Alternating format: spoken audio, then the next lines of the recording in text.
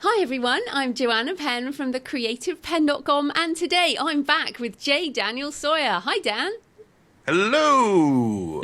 Hello. Now, Dan's been on the show a couple of times, but just a little introduction. Dan is a science fiction, fantasy, and mystery author, as well as a podcaster, media producer, filmmaker, and philosopher stroke polymath. He does a lot of things. He also writes... And I also write nonfiction. I was going to say, he also writes nonfiction. And today we're talking about his updated book, Making Tracks, A Writer's Guide to Audiobooks and How to Produce Them. Dan also has a book on business for authors, and he's got lots of help for authors out there. So I'm really excited about today because I met, well, it was the first time we met in person, wasn't it? Yeah. Although... back last November it was. Yeah, in Oregon. And although I feel like I've known you for years because you were one of the first people on the show. I was? I didn't realize that. Well, I think it was, back when I lived in New Zealand. Well, was I even in New Zealand? I was living in Australia, I think. You were in Australia, yeah. And you and T. Morris and Pip Ballantyne were doing... Pip Ballantyne came on for that thing, yep. Yeah, so that was a long time ago now. But I remember being very in awe of you and the podcast community, feeling like I was a complete nobody. And you were kind enough to come on my nascent show. Oh, wow. See, from the other end, your presentation, even back then, was so slick and so good that T and Pip and I were all like, she's gonna let us on. Oh my god.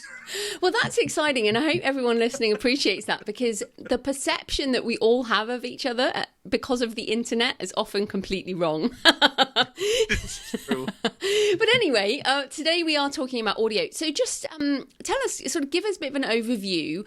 Why do you love audio so much, and what are the types of projects that you work on? I remember the exact moment I fell in love with audio. I was about 3-4 years old, and I was playing hide and seek in the living room on a Sunday morning, and the Star Wars radio dramas came on NPR, which was playing on the stereo. And I didn't know audio could do that. I was watching the movie, but it was better than when I saw it on the screen, and I was absolutely enraptured.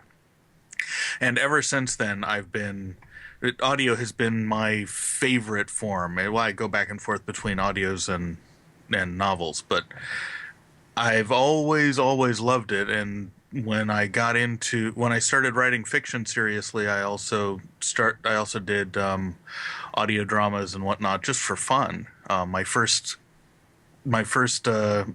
publicly released audio drama has thankfully disappeared from the internet. It was Beavis and Butthead versus Darth Vader.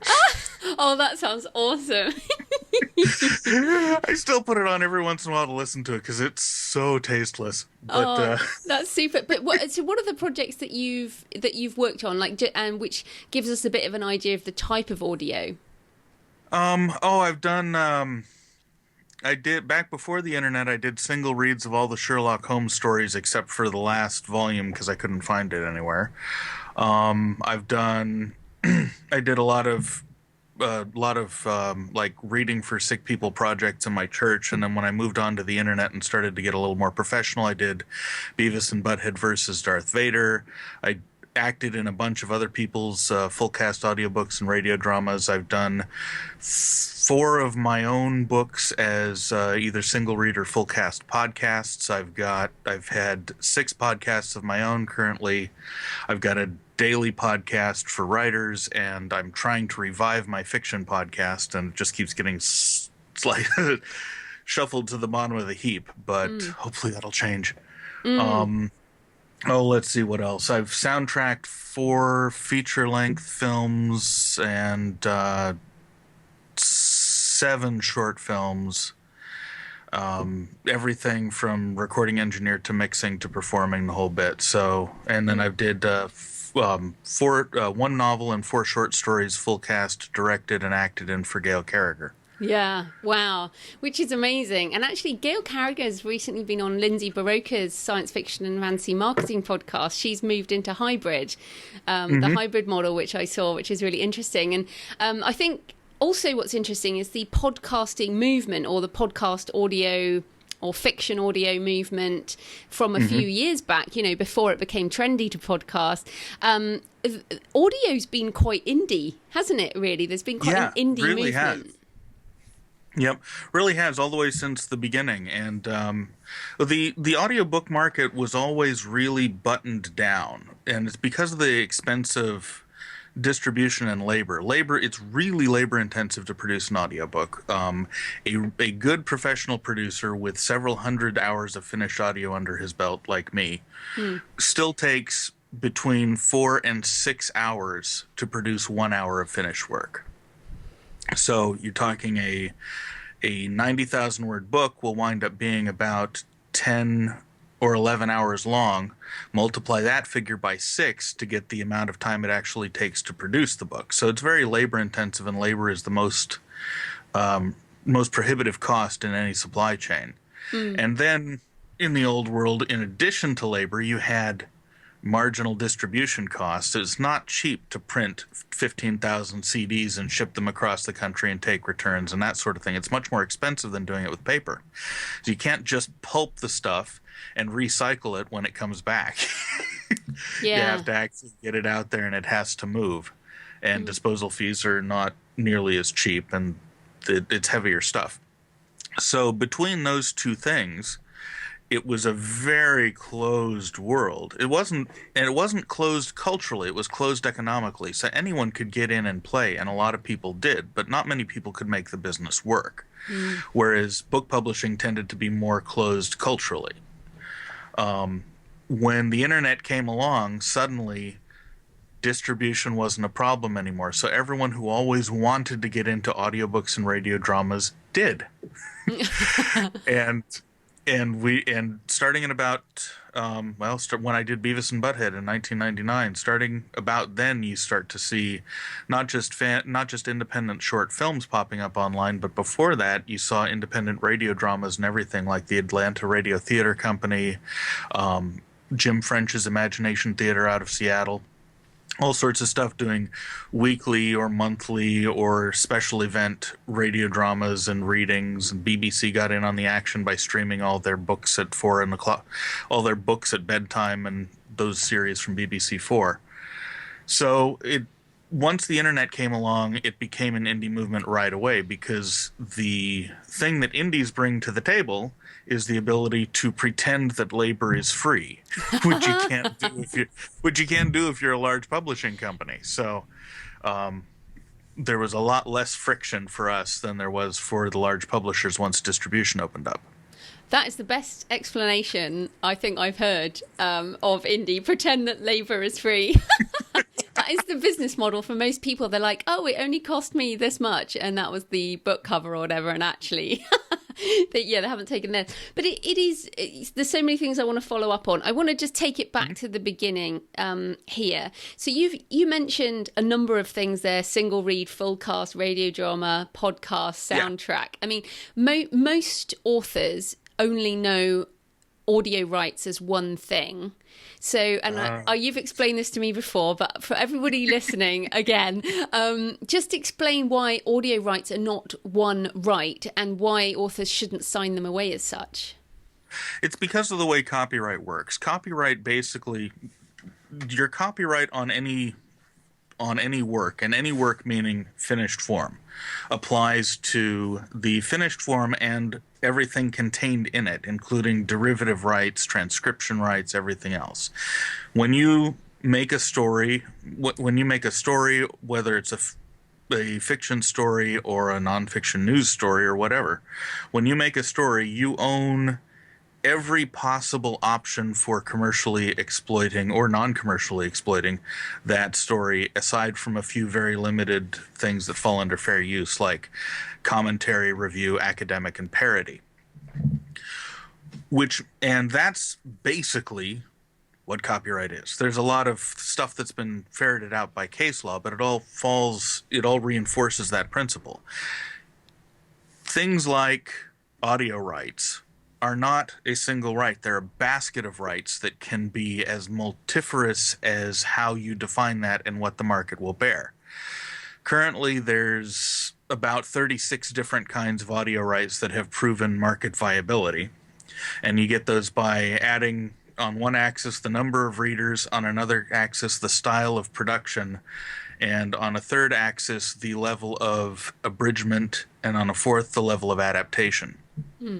Each of those has a couple of viable options in the current marketplace, and you multiply them together, you get 36 potential forms of audiobook. From single read, dry, no music, no sound effects, to fully adapted radio dramas with full production sound like Dirk Maggs does at Above the Title Productions. Every stop on that line in between, whether you're talking single read with full production sound and original soundtracks, or two-person read with no incidental music whatsoever, all of those things you can define down specifically in your rights sale. And if you just sell audio rights, you're selling the whole basket, and the person who buys them could do all of those things or sublicense out the right to do all of those things. I mean, even as you say that, I'm thinking, well, it also expands that matrix. It expands on language and territory or country sold. And we were even talking in Oregon about off-world audio. Yes, and that's a thing now because I know. and it's going to get more so because the first space tourists are going up next year.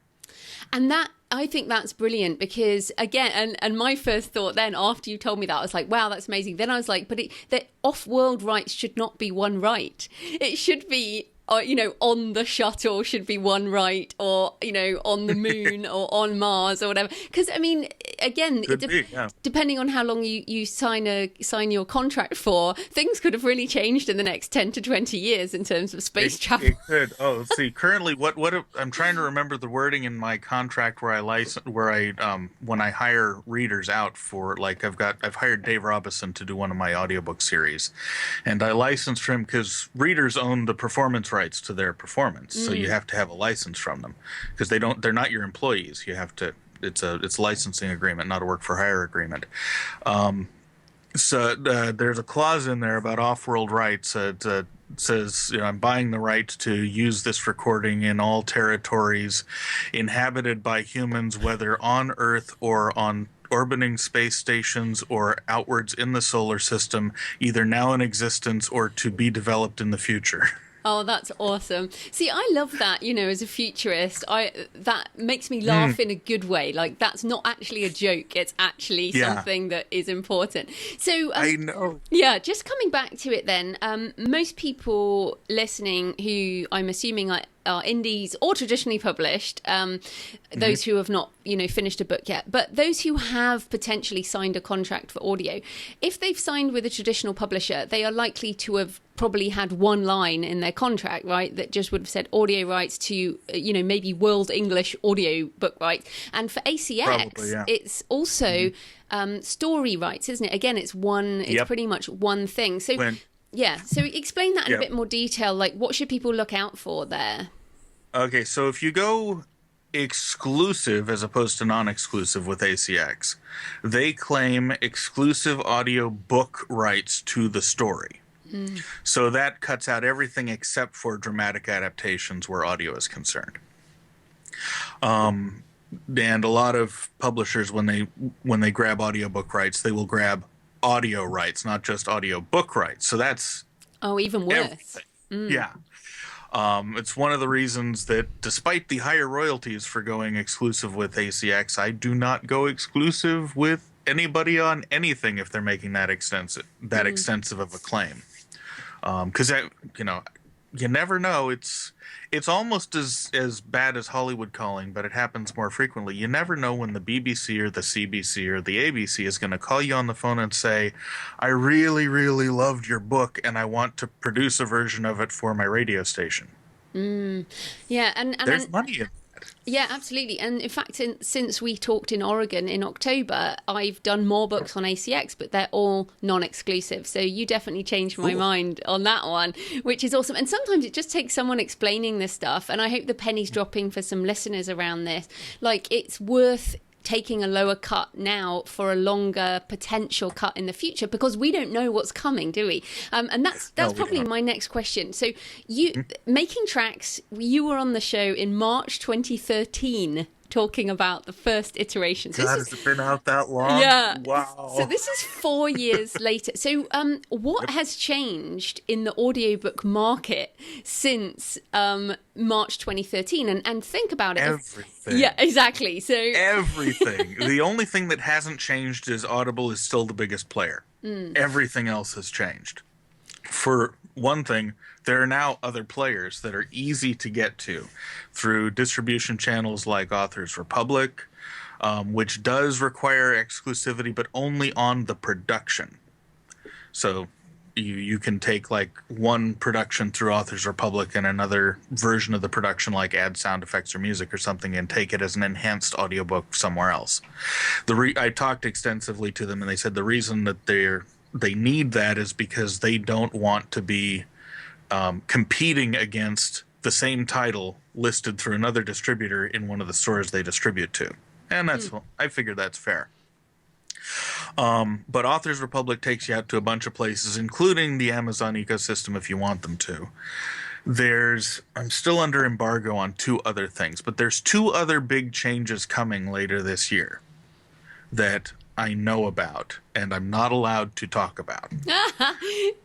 we can come up with that. But what's changed in terms of the size of the market since 2013? It was the second fastest growing market segment. It's now the fastest growing market segment, basically because ebooks stopped growing. But it's also gotten much, much bigger. I don't remember the numbers off the top of my head, but there's something like 25% year-over-year growth since March of 2013. And that's just incredible growth. And it's going on longer than anyone really expected it to. And the reason is, I think, everybody in the world's got a smartphone. And you can't. And what are the things that people use smartphones for? Invading their own privacy, communicating with their friends, and listening to stuff when they're bored. Or doing chores or something. Or when their ears aren't occupied. And they watch a lot of streaming video on it too, but you can't watch streaming video while you're working or while you're doing chores. And with audio, you can multitask in a way that doesn't take anything away from either task, and that's a rare thing. And it's a great way for people to get their fiction or their education in while they're doing other things that they have to do in order to maintain the lifeness of life. Yeah, and I mean, you mentioned that ebook growth has stopped. It stopped in America, but not the rest of the world. And I think that's the other thing that's changed. I mean, Audible did a massive push in Britain last year, 2016. Oh. Yeah, huge. Like, they were on the side of buses. They were in the underground. I mean, they still are, but they did a huge push last year in the UK in terms of getting people, owning the audiobook market in the UK. So, I mean, I guess that's the other thing, as the growth of smartphones has gone global, have you seen that growth of audio also start to move out? Yeah, audio is going, and you seeing it. I'm seeing it particularly in podcast numbers. Less so in commercial sales numbers, but some in commercial sales numbers. The international podcast market is phenomenal. Both because the English-speaking world is large and because there are a lot of people who aren't in the English-speaking world who want to be. And one of the best ways to learn a language is to immerse yourself in listening to people speak that language in colloquial terms. So podcasts like yours, like mine, podcast fiction, especially podcast fiction with a lot of profanity in it. You have no idea the number of emails I've gotten from people in Myanmar and China and North Africa saying, I couldn't find anyone anywhere that would teach me all the dirty words, and then I found your books. Oh, that's awesome. It's funny because, I mean, that, like, when we were learning high school French, that the swear words were always the first words that you wanted to learn. I know, right? Yep. Well, that's interesting because, of course, I mean, podcasting, you could say, has been the precursor to audiobooks. In terms of streaming, I mean. Yeah, in terms of streaming, yeah. Yeah, which is maybe that's why maybe the audiobook market globally will catch up to podcasting, numbers in a couple of years. It might do, and it's also there's a non-trivial number of audiobooks that get sold via podcasting as well.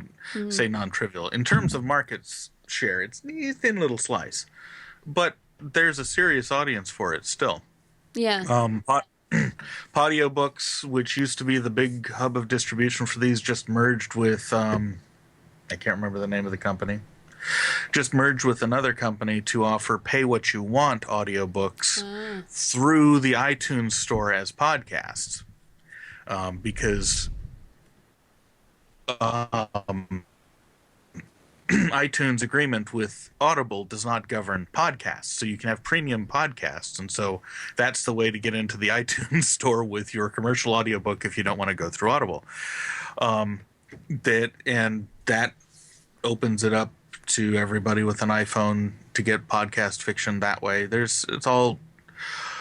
The market is so chaotic at the moment that it's almost impossible to describe. But where 3 years ago when I wrote the first edition of the book, there was no good way to monetize a podcast without a lot of legwork. Now, more advertising money has moved into the audio space, and Patreon exists. And those two things together make monetizing podcasts trivially easy. And you taught me a bit about how the ad revenue thing works. And I've been learning Patreon on my own, and it's fantastic. I just looked it up. It's Scribble and Audiobook. Scribble. So scribl.com. Yep. Audiobooks is there. And of course, if people go back to my archives, when we first were talking back in like 2009, people were putting their books up on Audiobooks, and that was kind of the precursor. So, And that audio. Sorry, you carry on.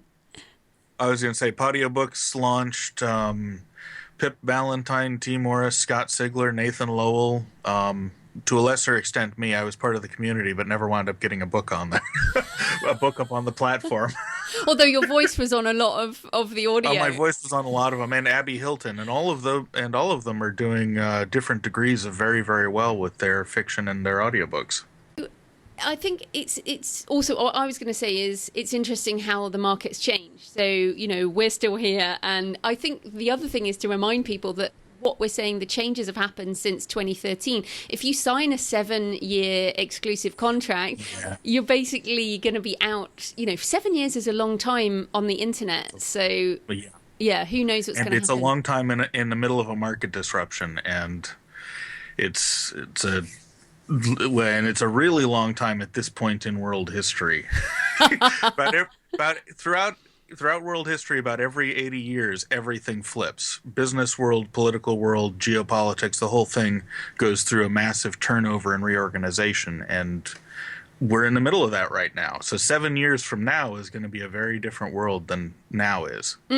Okay, well then I'll challenge you on this because I've read some of your blog posts on future stuff, and what are your thoughts. And just for the listeners, Dan is a very smart philosopher, stroke polymath, and has a very eclectic reading. And I guess you suck in a lot from the world, don't you? And that's what you turn into. Yeah, I'm voraciously curious. Yeah, so I don't want to talk so much about the rest of the world or politics or anything. What I do want to ask is about audio. So one of the things that some people have said is, okay, so machines are, obviously robots are taking our jobs. But will, when people are like, well, you can't have a robot voice read audio because it will be crap. But with the, the rise of better voice synthesis, with voice recognition, with, the universal translator type technology, will human narrators be used in,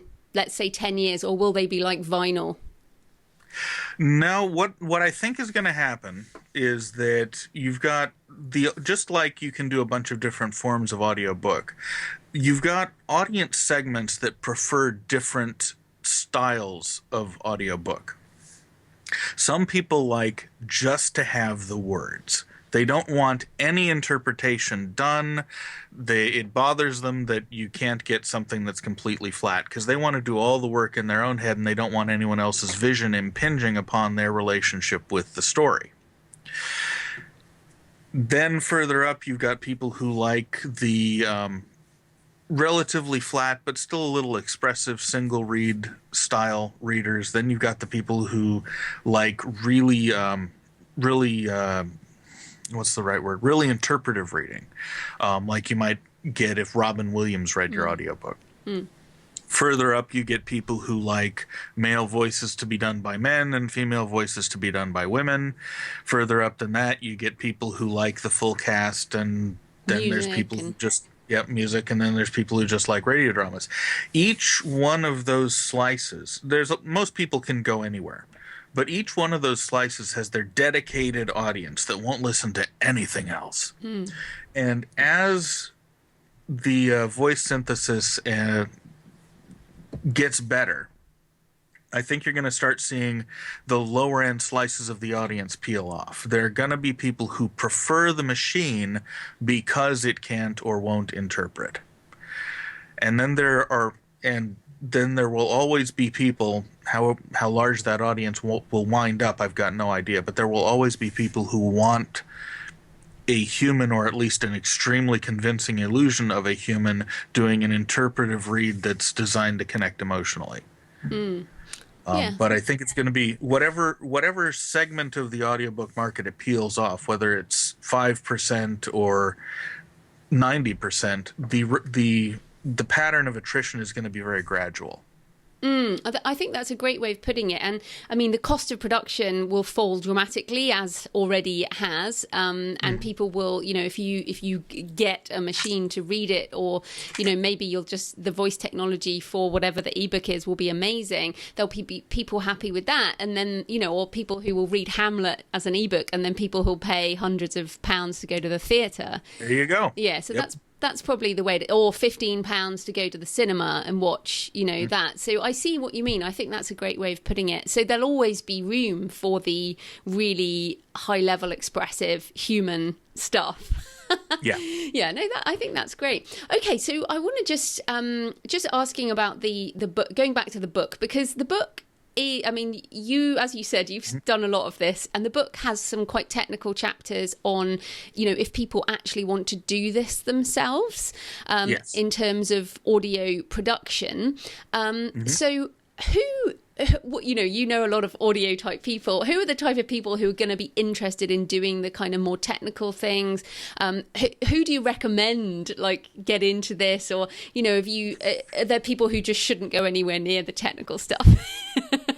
Well, I wrote it the way I did so that you can pick it up at one end knowing nothing about audiobooks, and you can put it down at the other end equipped to do it yourself. And if you don't want to do it yourself, equipped to hire out with full knowledge of what goes on behind the scenes. Because it's, anytime you're hiring an independent producer, the more you know about their craft, the more clearly you can communicate, and the better you can know what to expect from the final product and know what it is you're paying for.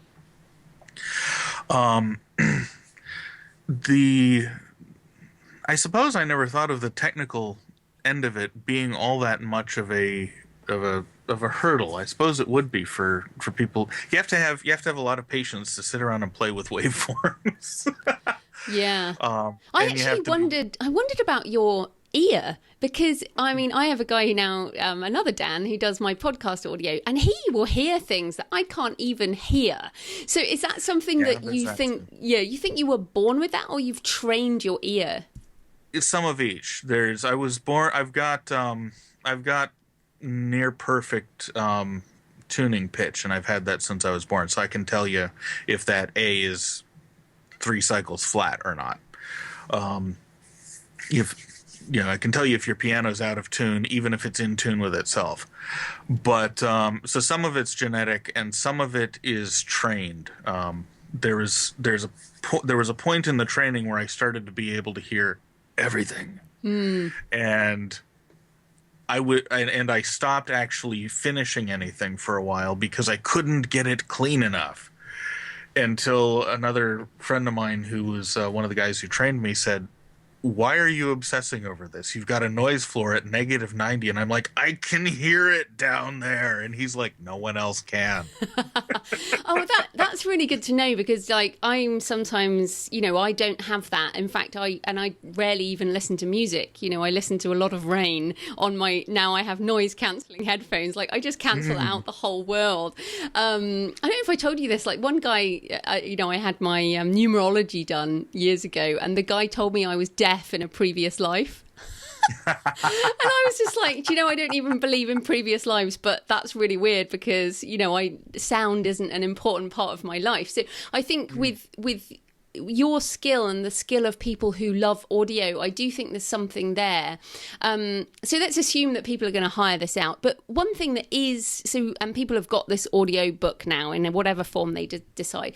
So how about marketing audiobooks? Because again, we're at this point now where already you can't just chuck up an audiobook onto Audible and expect it to sell.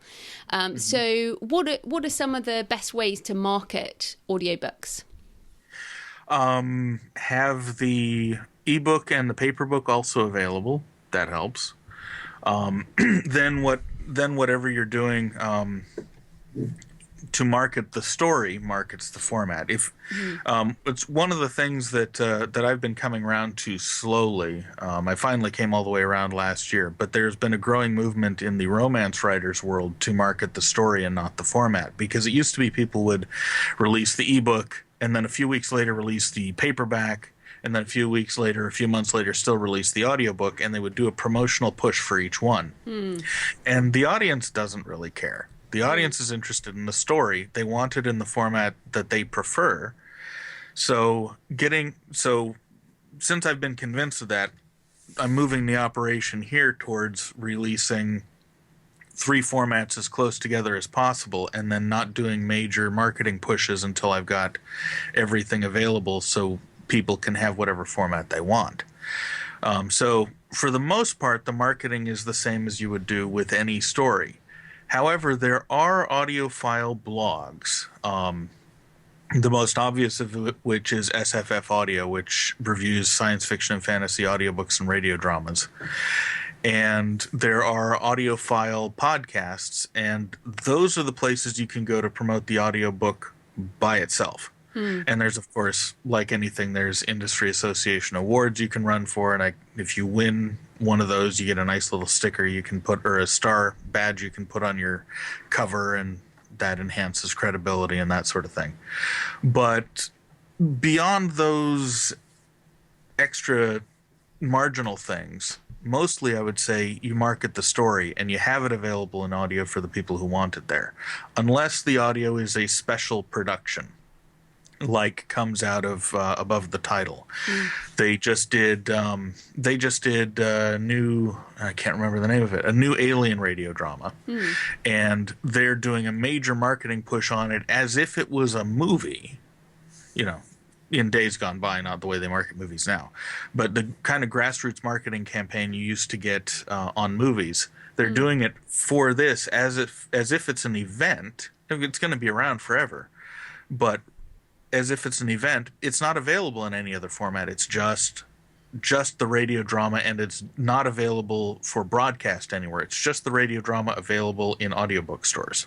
Doing a spectacular job with that. So if you want a good model to look at for how to promote something just down an audio channel, look at Dirk Maggs's Above the Title Productions and what they've done on their last several big productions, because they do audio movies and they promote the audio dramas as if they are a standalone thing, because they are. Oh no, that's awesome. Yeah, I'm really interested. I mean, also I haven't started them yet, but I've been hearing that Facebook ads directed at people who like audiobooks are potentially a good thing. Well, I do have a couple of more rapid fire questions, because you and I could talk forever, but audiobook box set, good thing or bad thing, or what do you reckon? Probably good thing. There's at least as long as Audible's around. Audible and their business model. Ugh. Yeah, so comment on the subscription model and why Okay. box sets are a good thing in that model. All right. So in any rational marketplace, the prices wind up indirectly being set by the consumer. People will pay what they're willing to pay, and if the price rises above that point, they won't pay it. And so by adjusting up and down, the retailer figures out where the price is. In Audible's ecosystem, that doesn't work that way. What Audible does is they price by length, and then they give people these subscription credits. You pay a certain amount a month and you get subscription credits that are good for audiobooks up to a certain length. You get one a month for free. What that means is that the entire middle swath of the market gets cut out. So anything that's longer than about half an hour or an hour and shorter than about 10 hours is going to fall down a black hole because no one's going to be willing to spend a subscription credit on it, and it's too expensive to just go cash when they could use a subscription credit and get a longer book for free, or for what feels like free. But so the subscription credits wind up going to the longer books, and the cash purchases bias heavily towards the really short ones. Half an hour to an hour, the short stories or the 1 or 2 episode radio dramas and that kind of thing. And your middle slice gets lost down the memory hole unless it's something really high profile like the BBC radio drama versions of The Hitchhiker's Guide to the Galaxy. Yeah, and this is why, so my all my books are between 6 and 7 hours, really. So they fall directly in that. And then when we did a box set for the London Psychic series, it ends up being 18 hours, and the sales are more than triple. Yeah, the individual books together. So that's crazy. But I agree with you. I think that's why there's a problem. It's that kind of model. Now, what breaks that model, though, I think, is fiction versus non-fiction. So I'm an Audible subscriber for this reason. I wanted to check it out, and now I've started to get them. And what I've noticed is I will get 3 or 4 hour or 5 hour non-fiction books, but not fiction. So do you see that split between fiction and non-fiction? Yeah, and I think the reason is that people gravitate towards fiction when they're looking for entertainment, and people gravitate towards nonfiction when they're looking for education. And whether the nonfiction is educational or not, it falls into those mental categories that we've got from that have developed in us from when we're very young, and we're willing to pay for education exorbitant amounts, and we're not willing to do that for fiction. And that's been the case in the Western world going back since ancient Greece. It's just part of the way that we do business in our culture and our heads. And so the people will spend their Audible credits or their cash on nonfiction books that they perceive to be of value to what they want to learn about, where they won't do that for fiction because fiction is entertainment and entertainment isn't worth as much. Yeah, and also I think it's because I listen to the non-fiction multiple times. Like if that too. Run out of my podcast for the week, I will go back and listen to Stephen King. I haven't listened to any fiction by Stephen King, but I listen to On Writing over and over and over again. It's interesting. I hadn't thought about that because I'm one of these weird people who will listen to fiction over and over and over again. And it hadn't occurred to me that that's part of the calculus. But you're right. For most people, fiction is you finish is the a story. one and done type of thing. Yeah, whereas non-fiction, and personally, as someone who has fiction and non-fiction audiobooks, I'm making far more money per book for non-fiction.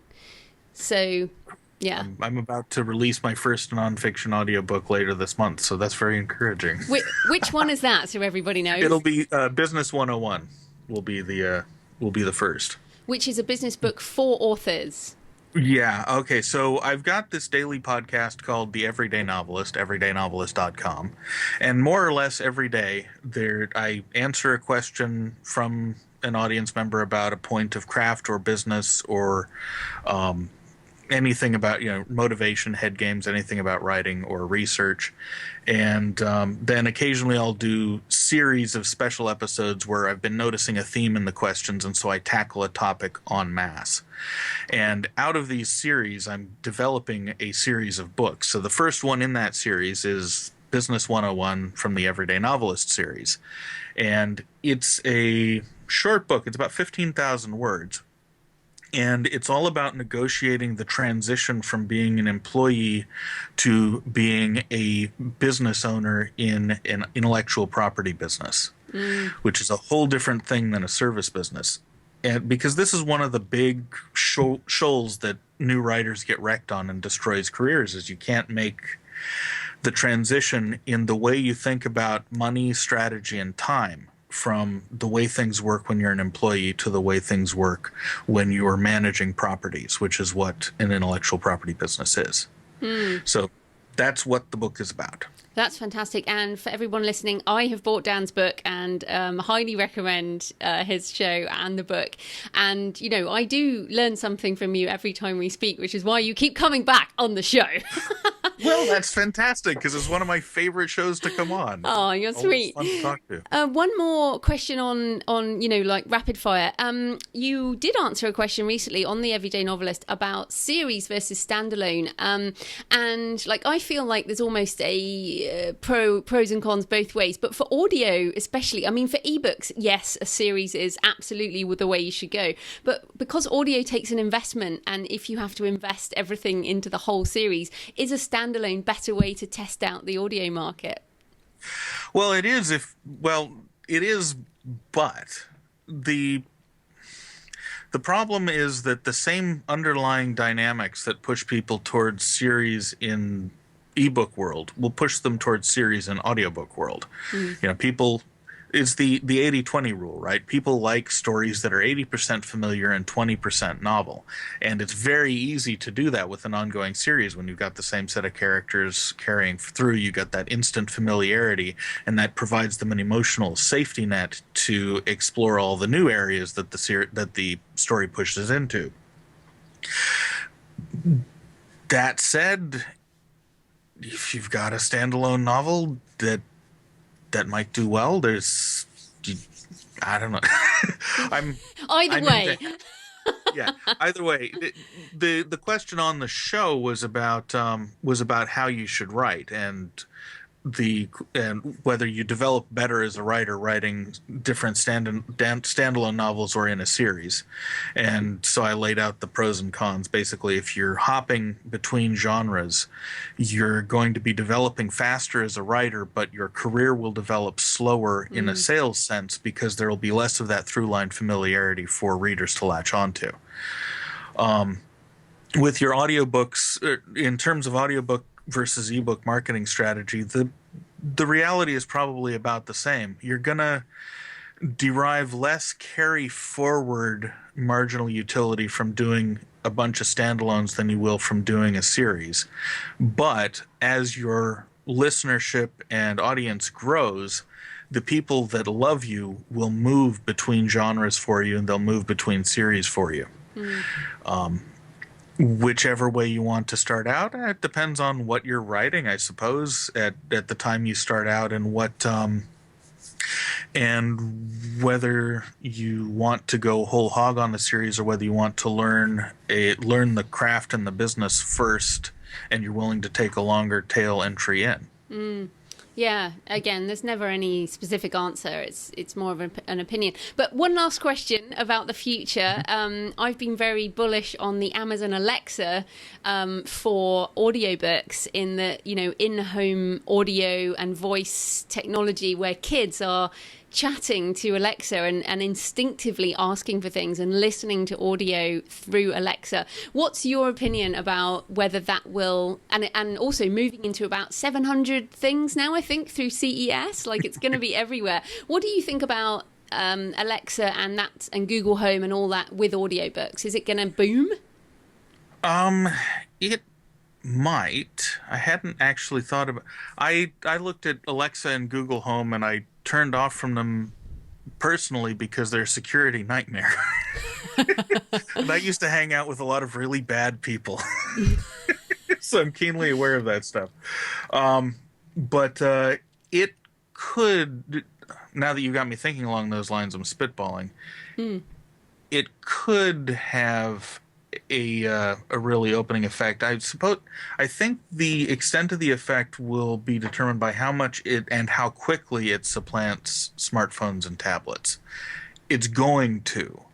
I don't know how quickly it's going to. I read a industry white paper a couple of weeks ago about the smartphone being dead probably in 15 years because of the proliferation of Alexa and the Internet of Things and the ability to have contact lenses or eyeglasses, wearables, in them. The technology for that is finally there, and so now it's a cultural thing to move, for people to move across, and so the smartphone industry insiders are anticipating a 15-year down curve because that's a generational changeover thing. So all other things aside, I'd say probably over the next 15 years, you'll see a lot of audiobook usage move to Alexa-like devices or move to Internet of Things where the audiobook will just follow you around your house. Yeah.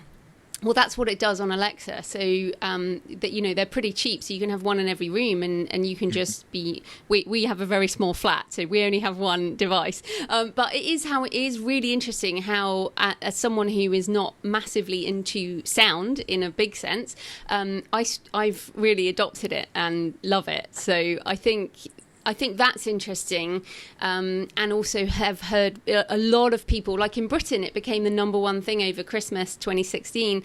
It's huge, and a lot of parents have bought it for their kids because so many kids are like, Mum, play this song on your phone, or Dad, turn my book on. Yeah, literally. And I mean, you're child-free as well, right, Ben? I'm child-free. But when I heard my friend say, oh, my goodness, I'm getting that right now. And the way it spread through the parents, because now they don't have to be the ones to do the audio for their kids. The kids can just ask Alexa for it. That made me go, oh, wow, that's a big deal. And now the kids know how to interact with this AI, and they just do it naturally. And like we saw with the 2-year-olds with the tablets. Yep. So it'll be that kind of thing, and hence the 15-year curve. Oh, yeah, totally. So I'm pretty excited about that. Right. I've taken so much of your time, and, we could... Hey, I don't mind. It's always fun. We could carry on. But tell people again, where can they find you and your books and your audio and all your podcasts and things online? You can find my podcast for writers at everydaynovelist.com, and you can find all of my stuff at jdsawyer.net, including free fiction every month and an ongoing blog series where I'm trying to tackle where I'm writing about my experience tackling there's a 750, 800,000 word 6-volume story. That's mad. You're not ambitious at all with your writing, are you? No, not at all. Not at all. And when will the new edition of Making Tracks be out, or is it out already? The new edition of Making Tracks will be out by tax day, as well as the next book in the Everyday Novelist series, which is called In 30 Days, which is a walkthrough, a 30-day walkthrough for doing a NaNoWriMo style thing, but rather than doing it to check off your bucket list, doing it in a way that will create the groundwork that'll allow you to repeat that on a regular basis. Just remind everyone who's not American what tax day is. Oh, sorry, April 15th. Fantastic. Okay, Dan, thanks so much for your time. That was great. Thank you for having me on.